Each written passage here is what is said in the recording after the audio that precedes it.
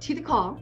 So, all right, let's go ahead and get into our weigh-ins and see how you guys did last week. This is Janine, 200.4. Crystal, 118.2. Kristen Teeter, 296.5. Kayla, 140.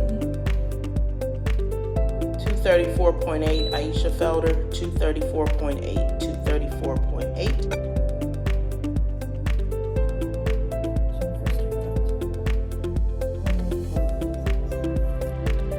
Carmen, 175.3. Melissa Hager, 212.4.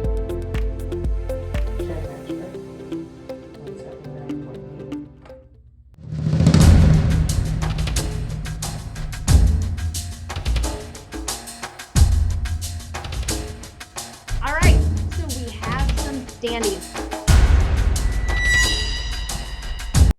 In first place, after 5 weeks, in first place, down 5 pounds this week. She knows it's her. Down 5 pounds this week, a total of 27.7 pounds, 8.54%. Kristen!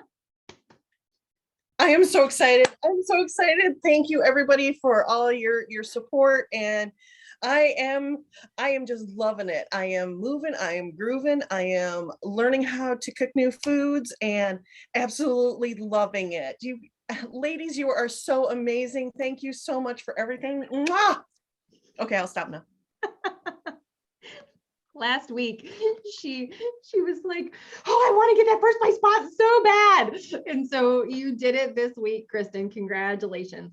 In second place, down 1 pound this week, 10.6 pounds altogether, 8.22%. Crystal. Second place, girlfriend. Good job. Good job. Third place, down 0.2 pounds this week, 13.9 altogether, 7.34%. Paula, we got the Paula in the house. In fourth place, down 1.4 this week, 18.8 altogether, 7.40%. Aisha, fourth place, staying towards the top.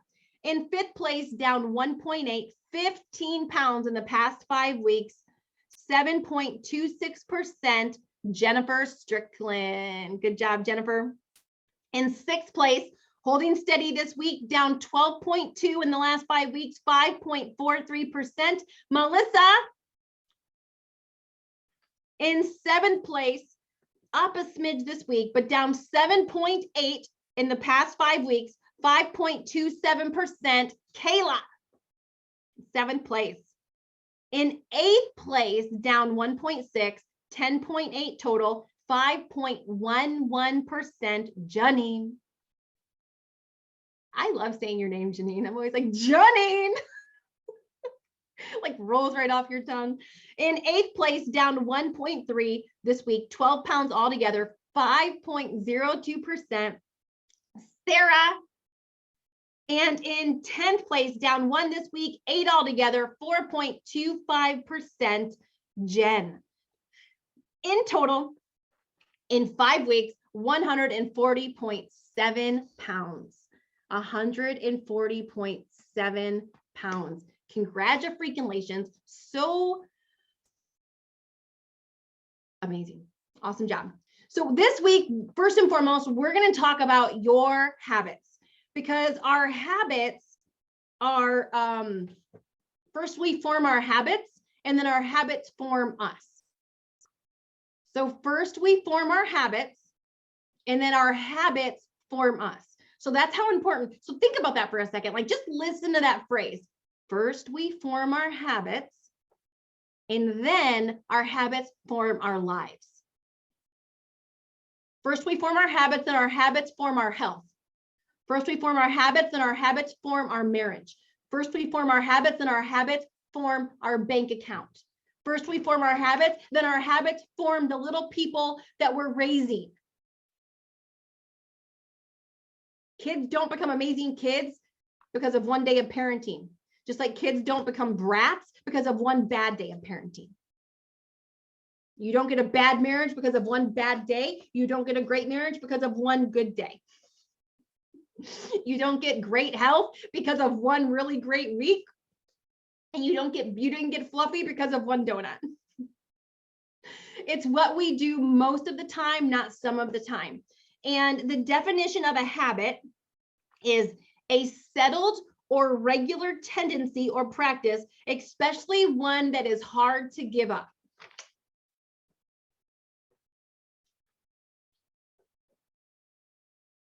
Wikipedia, because Wikipedia knows it all, says a habit is a routine behavior that is repeated regularly and tends to occur subconsciously.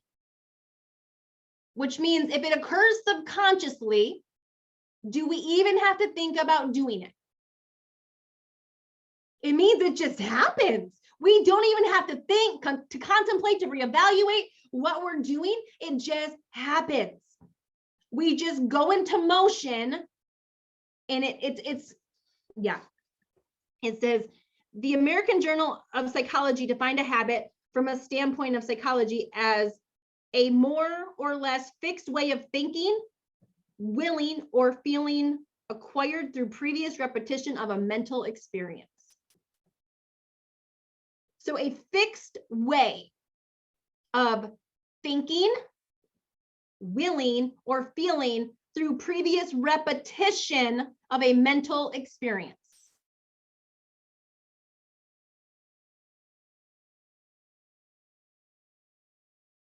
So let's just stop and talk about that mouthful for a second, okay? So all of us witnessed habits growing up, whether it was inside of our home, whether it was from our teachers, whether it was from our friends.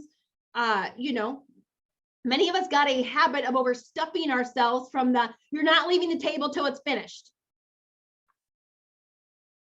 So we get in the habit of, it's bad to leave anything on the plate. It's wasting money because there's a kid starving somewhere in Africa. Got to finish it all. So that becomes a habit through repetition, through doing something again and again and again and again. They used to have that saying, practice makes perfect. No. Perfect practice makes perfect.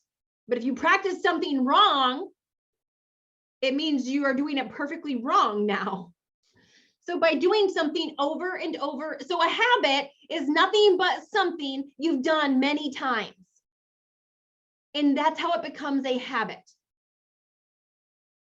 So for some of us, most of us, almost all of us, a lot of us have a habit of, and some of us are on different, some of us are on a different yard line with this. So if you think about the 0 yard line all the way to the other end zone, all of us are at a different point in the field on this, depending on how long we've been working on it, okay? And so a huge habit that is not going to serve you in any part of life, but especially on this journey, is the way we think. The way we think. Okay. Because our thoughts, right in here, this little thing right here, controls our actions. How he or she thinks, so they will be. How you will act is directly controlled by how you think. So the thought, what is this all for? If that is so hold on. So if our habit is, as soon as we don't get the result, really the habit is when we don't get the result we want, I'm out of here. The habit is, and this, believe guys, this is not just here. If you have that thought process here, it's the same wife who decides to start, being nice to her husband, decides to start, putting on some whatever and doing whatever with her husband. But as soon as her husband doesn't act the way she wants him to, well, what the heck? Why am I acting like this when he's still being a jackwad? Why am I going to do this if he's still going to do that? Why am I going to put in all this effort when da da da da da? It's the same thing with a boss or employee, or a employer and an employee, whatever the relationship is. The employee does a lot and the employer doesn't notice. So then the employee says, what the heck was that all for? My boss didn't even notice. Why should I even care? Why should I care about this business? Why should I care about the clients? Why should I care? Oh, so you were only doing it to get noticed. Okay, that tells your heart right there. Same thing with the employer. If the employer is doing something to benefit the employees, but the employees don't come and tell the boss, oh my gosh, thank you so much. You're amazing. I can't believe I get to work for you. And the boss says, I just did all this for them and they don't appreciate nothing. They don't appreciate the sacrifices I've made to start this company. Shutting it down. I know that sounds kind of dramatic, but a lot of us have a habit of if we don't get the result we want, then why the frick am I even doing this? That is 5th grade. That is 5th grade. And if we ever want to have success, especially with our health, that kind of thinking, that habit has got to go. Because if you are only committed as long as you get the result you want, newsflash, we're not always going to get the result we want. Your commitment has to persist through the good and the bad. Let's talk about marriage because it's such a great example. You know, when we decide we're going to get married and we each pick each other and we're like, for better, for worse. Oh, I do. And oh, you're amazing. And oh, I'm going to write our own vows. And we stand across from each other at the altar and we exchange these vows. And whether you wrote yours or not, it goes something like for better or for worse, till death do us part, through sickness and poor. Does anybody stand across from the altar and say, I do, unless you don't pick your freaking underwear up, then I'm out of here. I do unless you're rude, and then I'm out of here. I do unless you don't serve me the way I want to be served when I want to be served. I'm freaking out of here if that's what you're going to do. Think about it. If any time in a marriage, the other person did not act the way you wanted them to act, and you actually had the thought of, what a jerk. Why am I even doing this? What is this all for? I'm certain most people actually think that. I used to think that. That's why our divorce rate's over 50%. Because we live in a world that lacks commitment in all areas, not just marriage. Why do you think 77% of people are overweight? Lack of commitment. And I ain't judge and shoot. I lived there for decades. I was queen of the, this ain't working, I'm out of here. I mean, you know, Weight Watchers, HCG diet, starving yourself, you name all the diets, I've done them. And many of them several times. Why? Because I was only committed as long as I was getting the results I wanted. And as soon as my results weren't lining up with what I wanted, I was done and I was out of there, because what was it all for? Stinking thinking is a habit. And it's a sign of lack of commitment. But most of us have a habit of this. Anybody have an overreacting habit? Anybody overreact? Well, fine. Scale, you couldn't reward me because I've been good. I have been good. Oh, wait, did you not see how good I was? We overreact. We get our emotions all caught up. We get our panties in a wad over what? Something little at the end of the day that doesn't matter. It's about falling in love with the work, not the result. Because everything in life takes work. I just lost my passion, Carmen. No, you lost your purpose. You stopped putting purpose in what you're doing. So that's where your freaking passion went. Okay, what about this one? What about this one? Not recognizing what you have done, not being thankful for where you're at, not seeing your sprouts. Anyone have that habit? Like pointing out all the areas where you're not happy versus the areas you're happy. Anyone have that one? What about the habit of complaining? Anyone have that one? Complaining. Okay. What about the habit of eating when you're stressed? Anyone have that habit? What about, you know, we talked about emotional eating, like all the emotions, like those are just habits. Overreacting, not liking the scale, blaming the scale, being mad at the scale. Hear me on this one, Kristen. Sighing when you get on the scale. Ugh. It's a freaking piece of plastic and glass. It can't hear you. It doesn't care. So, first we form our habits and then our habits form us. But we have to start looking at even how we think is a habit.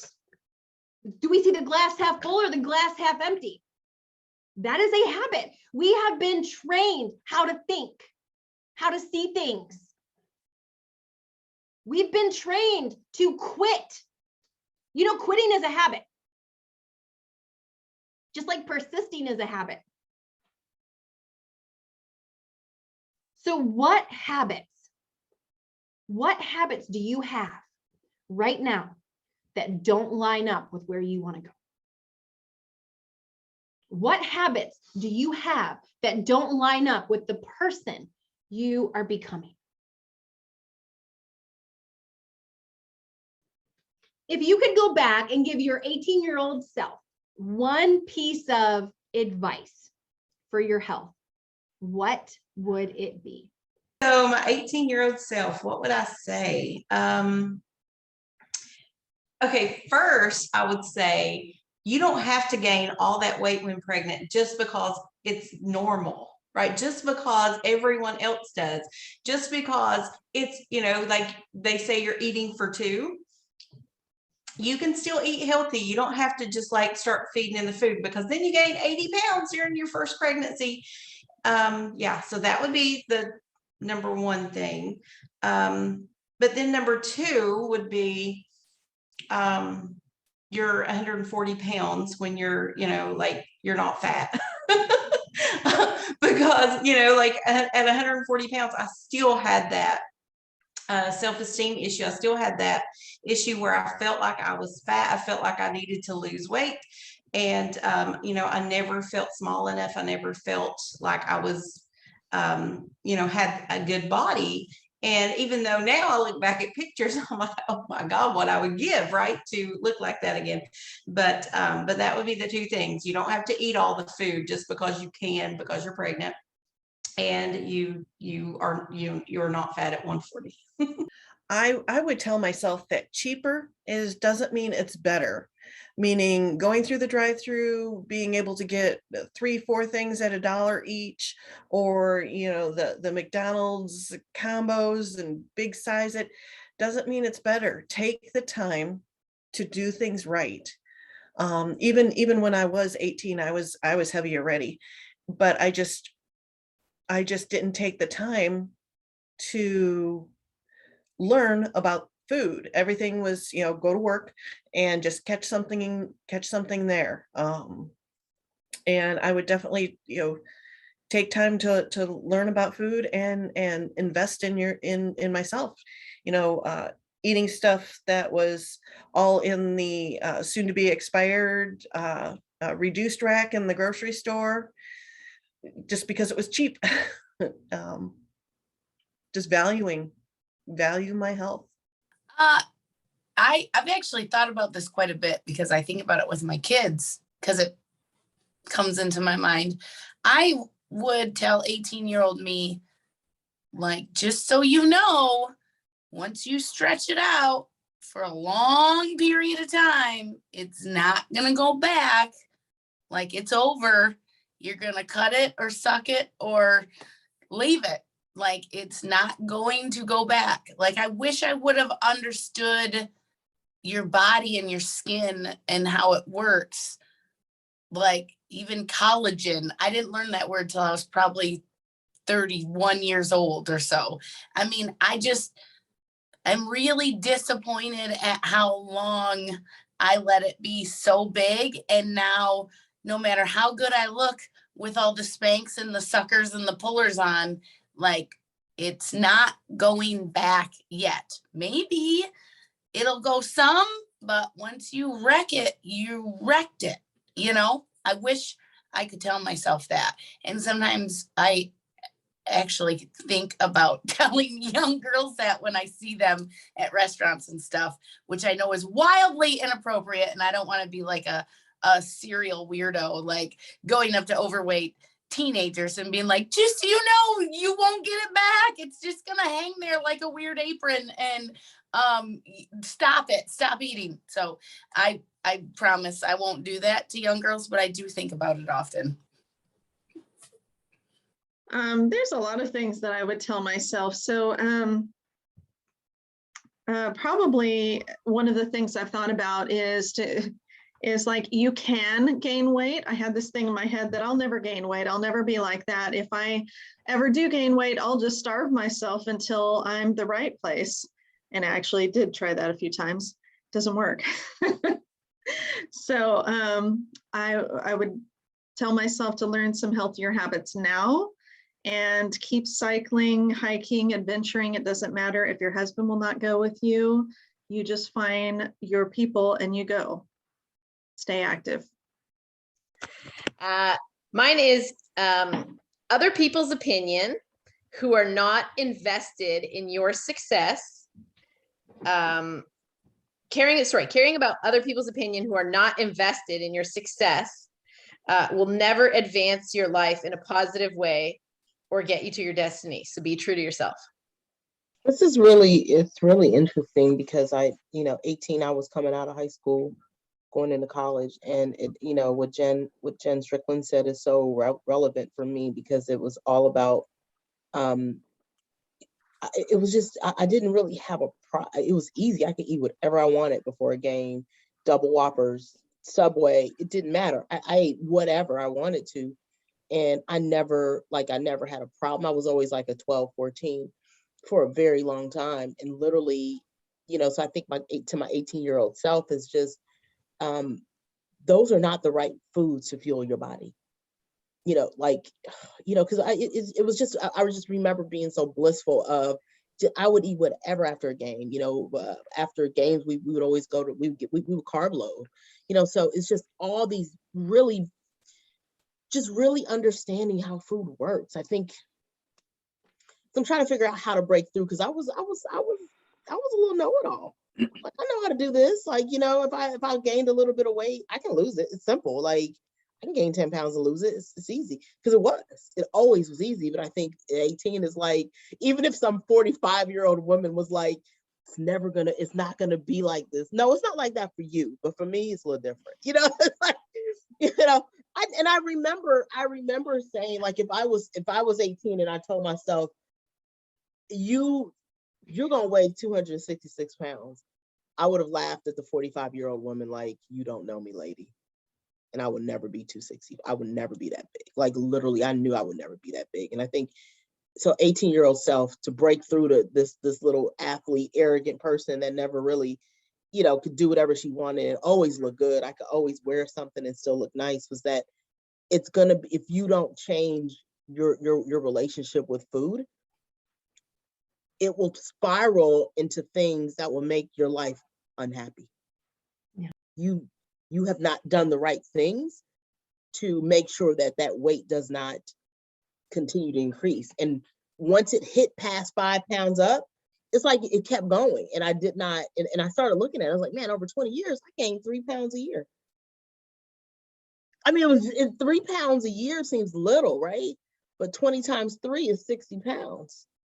Just that quick. And so if you are not aware of that weight every year, and really doing something about it, oh, it's just 3 pounds. Oh, it's another 3 pounds. Oh, it's gonna keep going up if you don't really do something about it, and how you like to live life is gonna be affected. I was just thinking what I would tell myself. 18 is actually when I went on my first diet, and I was eating McDonald's double cheeseburgers with no bread and pork rinds, the low carb Atkins diet. So, and then I was popping Yellow Jackets. You would get those at 7-Eleven. Okay, I'm just being honest here. And it was because I had, it was my senior year of high school, and I had just had my second baby. And I remember all these young girls having nice bodies. And I was like, what the hell is happening to my body here? And so, and I know I talk a lot about my binge eating, but I literally remember my senior year giving birth to my daughter. I was going to walk in June. I had her in March. And I was like, I got to get this weight off. And so it just started crazy. Atkins, cabbage soup, eating cabbage soup for a week, insane stuff. But then it even led me to trying drugs with my friends, crystal meth, not eating for days. I'm just being honest. So as that's what started my like binge restrict cycle. Like I could not get out of it. But now that I've done so much healing, it all boiled down to one thing, and it was self-love. Seriously, it really was. And so what I would tell the younger me is that like eating healthy and making healthier choices is an act of self-love, you know, and to trust the process, because looking back at, I'm 45, looking back at all the freaking damage that I've done to my body, I would literally tell any person like slow and steady wins the race, you know, make healthy choices that are sustainable for like the rest of your life. Watch your negative thoughts and how you talk to yourself. And so that's what I'd tell my 18-year-old self. I would say everything in moderation, and you don't need just one more. Learning about your empty calories, and loving your vegetables, like learning about vegetables. You know, it was always such a negative thing for me, but learning to love my vegetables, and understanding why they're so important. And then the very end is exactly what Paula said, learn to love yourself. Hey, okay. I put, or what I would say is that you are enough at 18, and to stay focused and to not lose sight of some things that my dad has told me to, or he would tell me back then. He's like, just keep a routine, you know, keep a routine. Keeping myself first, that I'm important. That falls with self-acceptance and self-love. And that the 60-cent French fries in high school, just they're not worth it, because that's what I would just eat in high school, and then it's not worth it. I would tell my 18-year-old younger self, sugar will eventually catch up with you and you can't eat it like there's no tomorrow. But also to find somebody who had a good relationship with food and learn from them. I think that, to me, is the key, because like all my major influences don't have healthy relationships with food, and that's what I want to develop. It's like, you know, it's okay once in a while to eat it, but what is the healthy relationship? And what does that look like? So find that person and model them.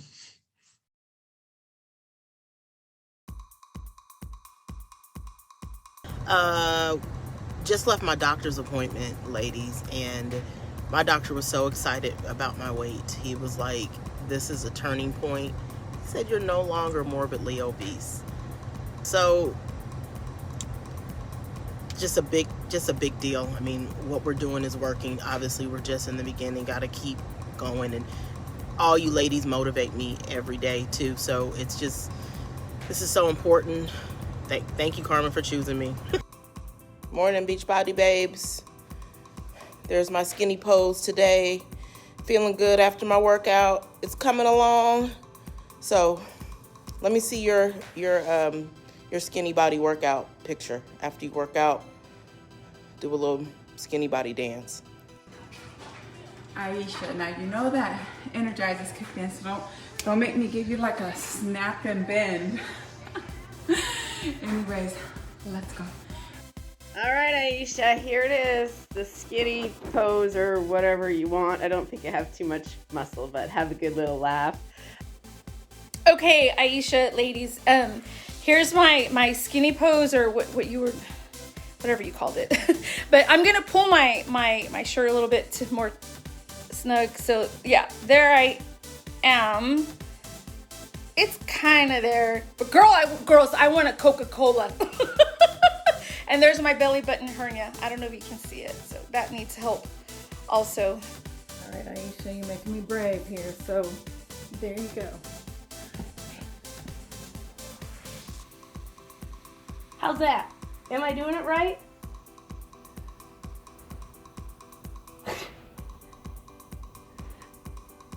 Was that right? You guys rock. I love you guys. Melissa, you started off sexy, but then you turned into like a superhero pose. That may be how you exhibit sexiness, and that's okay.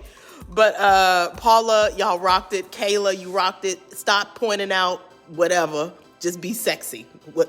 Damn the hernia, whatever. Be sexy. That's all. We got to be sexy in this new skin, this new body.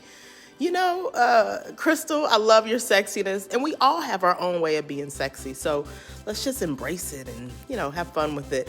Morning, ladies. Remember how I was telling you I was shopping clearance yesterday and I got a size smaller than I typically wear, and I tried it on and it fits, and I'm like, holy crap. And then I'm like, you know what? I'm gonna put my skinny jeans on that I had in my closet, and those fit. So, super good day. And I don't have a great full-length mirror to show you, but just trust me, I'm on the moon. Let's go, ladies. Paula, look at those guns coming in, girl. Look at those guns. I love it. But you got to give me a little more sexy next time. So good. So good. Y'all, let's just enjoy this and laugh at each other and have a good time. Kayla, you got this. Go to your bathroom. Get in that sports bra and feel your sexiness. You know, we've been working out every day. Let's go. That's my button, those jeans. These are my Calvins. Remember Wonder Woman used to wear Calvin Kleins? But they're actually a little bit big, but I love these jeans. It's the apple bottom jeans, boot with the fur. Get it, girl. Go, Aisha. So as most of you know, I've been doing a workout and a walk, and somebody had suggested that as for extra fuel burning and everything like that, to get ankle weights. So I went on Amazon and got ankle weights. All right, Kristen, I see your ankle weights, and I raise you wrist weights. Two can play at that game, sister. Good morning, ladies. Melissa, this one's for you. I raise you your wrist weights and the elegant wrist weights here, like with Wonder Woman powers. Did wrist weights. All right, girls, I see your ankle bracelets and your wristbands and your extra workouts and your extra walking. I'm going to raise you a 40-pound hiking pack. This is my backpacking pack. Of course, right now it only weighs about 10 pounds because I don't have the water and the sleeping bag in it. That's what I'm going to be working out with so I can get ready for some trips we're going to do.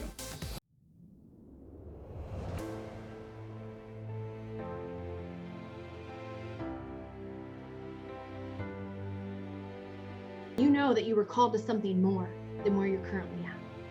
And in order to get there, there's going to be hills, there's going to be valleys. You know, I was just talking to season 3 before this tonight. And there's a song by Danny Goki, one of my favorite singers, and it's called Fighter. And it says, I'm not afraid because when I walk through the fire, I'm coming out a fighter. And these 24 weeks, this is a fire. It's forcing you to confront things. It's forcing you to dive into things. It's forcing you to get on the freaking scale every day. It's forcing you to overcome the habits, the obstacles, the stinking thinking, the emotional crap. It's forcing you to dig deep and think about what you really want. It's going to force you to overcome other people's opinions. You're walking through the fire during these 24 weeks, but you won't get burned. You can't be afraid of the fire. Because if you're afraid of the fire, you're not going to continue to go through. You're going to curl up in a ball and stop. You were made to fight. You were made to fight for what you want. You were made to fight for your future. You were made to fight for your destiny. Because if you won't fight, who else will? If you won't fight for your life and the quality of it, if you'll just settle for the cards that were dealt, you weren't put here to settle. You were made to fight. And as you walk through the fire, you're coming out a fighter. And so this week, as we come into week 6, I want you to remember that you're here to fight. You're here to fight for the life you want. You're here to fight for your family. You're here to fight for the future version of yourself. You're here to fight for your goals and your dreams, to become the best version of yourself. And together, you're not in this by yourself. And so I'm so freaking proud of how far you've come in these last 5 full weeks.